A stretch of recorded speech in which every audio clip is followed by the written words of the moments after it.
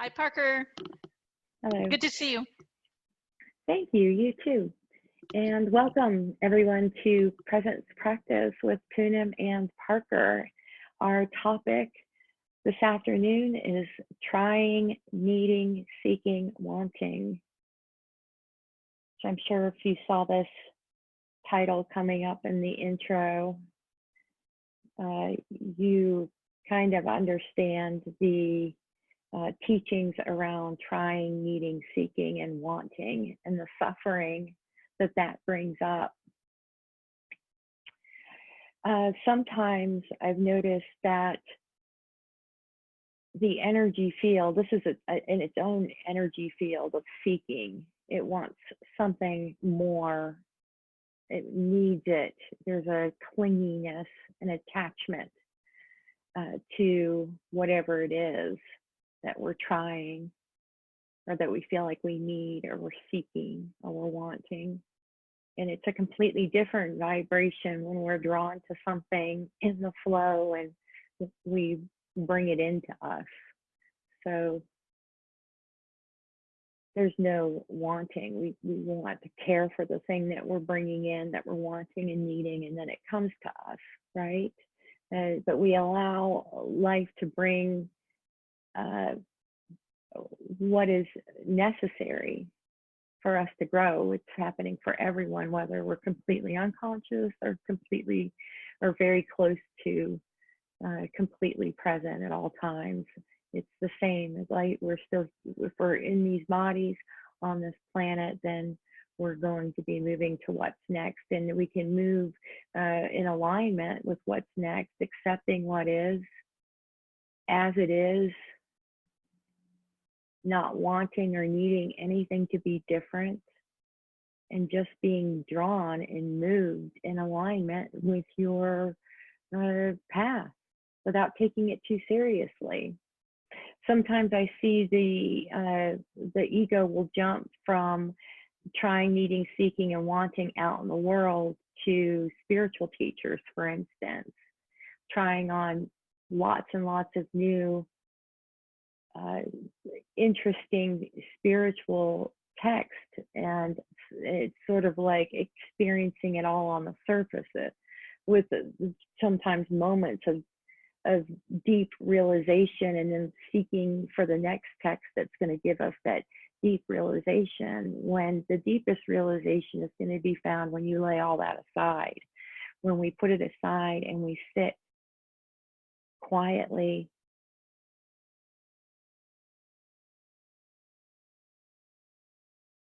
and we dispense with it, and we move in harmony with life without any contraction, anxiety contractions, or wanting something more than what it is.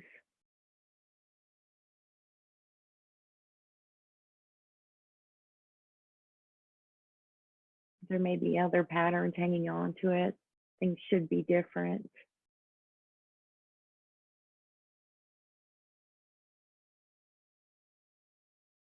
It's good to be the alertness for the perceptions that we're having.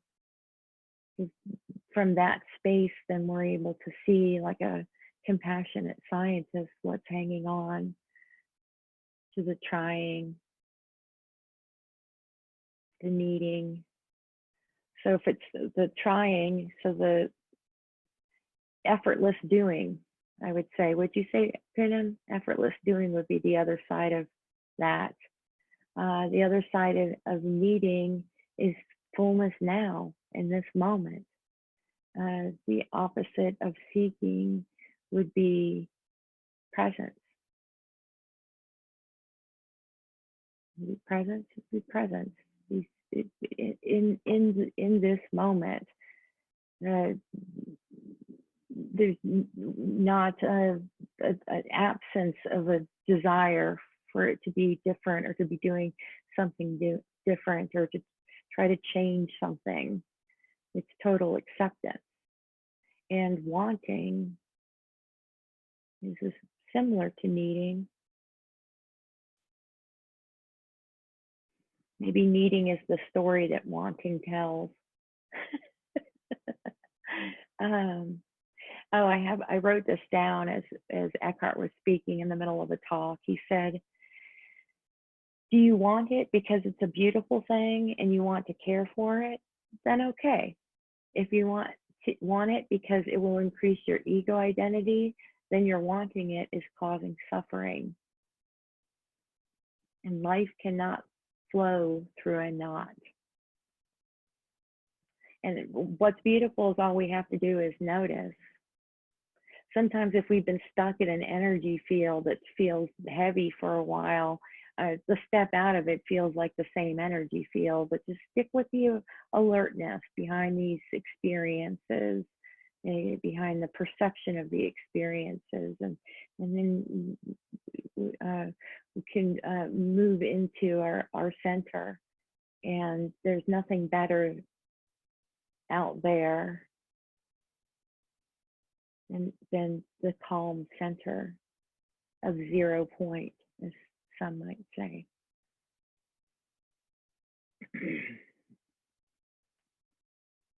Hey, Poonam. I think Eckhart brought this up in module 1 of School of Awakening. He labels it what's happening to me.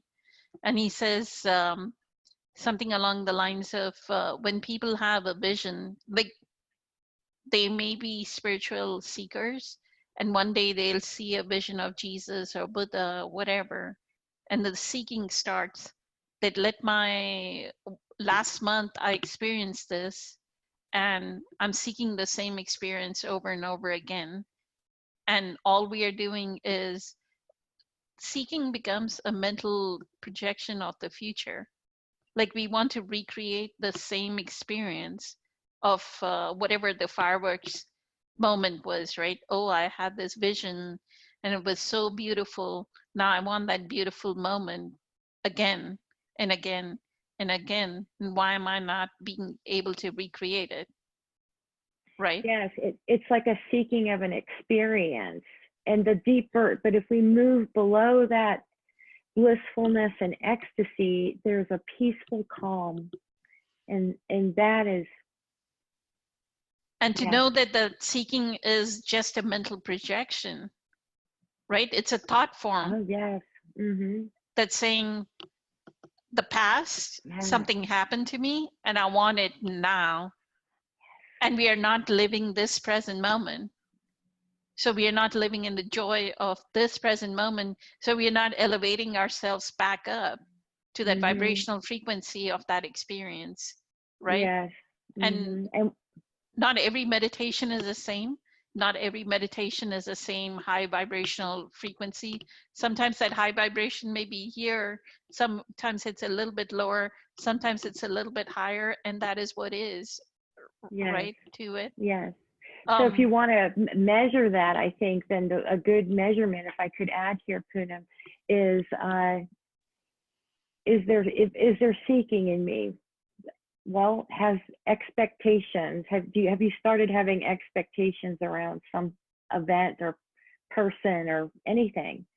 And if we don't catch it there, then you can catch it, is there disappointment when it's over, right? So we can see like where that frequency is that you're talking about, if it played out in our behaviors, if we just watch ourselves without being present, being conscious to what it is that's happening, being conscious to the unconsciousness as it's playing out, and then bring ourselves back home and know that we can step off any spiritual seeking in particular and have in the simplicity of this present moment, dying every moment.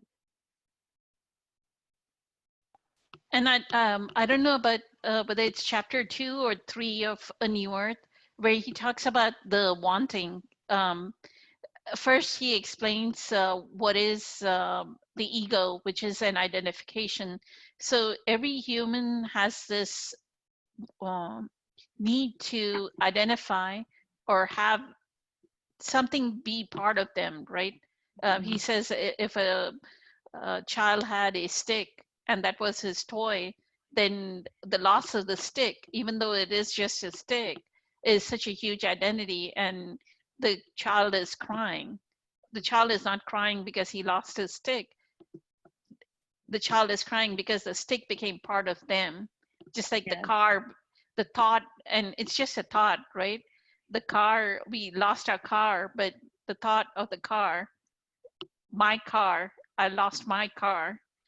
The wanting is just another excessive side to the making something mine, right? It's, Let me buy yes, shoes, and the wanting is I want 200 pairs of shoes instead of just like being satisfied with the one and really enjoying the quality of it, or put on a piece of shirt and because it's cotton and feeling the fabric, this one shirt is enough. No, you want 200. The wanting starts. And the most amazing poignant pointer of Eckhart's that I that ended my compulsive buying is he said the moment you buy it, right? Like, okay, you'll say, I want this handbag, I want this handbag, this cute handbag, right? You'll go buy the handbag.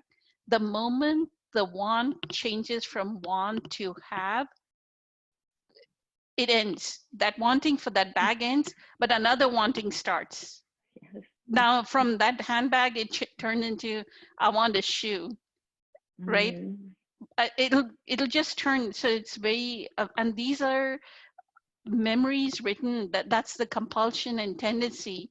If we don't have this power of observation or presence on our behaviors, on our mind, that's how we'll end up. And that honestly ended all my buying. I haven't bought very many things.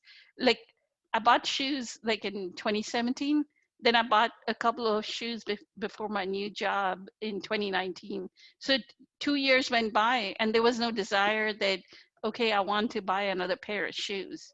Now those 2-year-old shoes are worn out. So I had to go buy shoes, right? So Mhm. it's something like that. But before it would be, I would just keep buying things.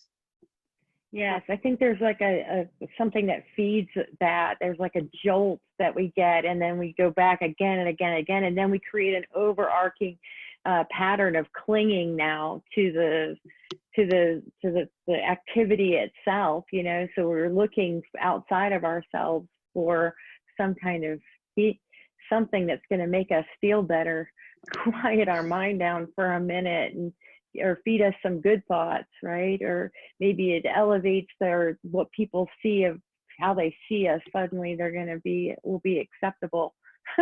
There Yeah. was a TV show called Hoarders. I don't know if you've ever seen. I've seen little snippets of it years back, and that's that human wanting. And they have like handbags. I mean, new like outfits with their tags still on, just hung in their closet, or bags somewhere, and their whole space, living space is full. You can't even get out of the living space. They've Yeah. hoarded so much, Yeah. right? So that is Yeah. the egoic wanting. Like I feel lacking in completeness, and I want, and that want changing into things and more things and more things. So Yes. Eckhart is incredibly amazing in detecting this pattern. I am like so humbled by that man Hmm. for curing me of that disease. Hmm. Yes, me too. I'm glad too, Poonam. Thank you. Well, you want to end this one here? We could go on for a long time about this topic because it's got so many We can end different, it. this angle, now this angle. So many So, facets to it. Thank yes, you. thank you, Poonam.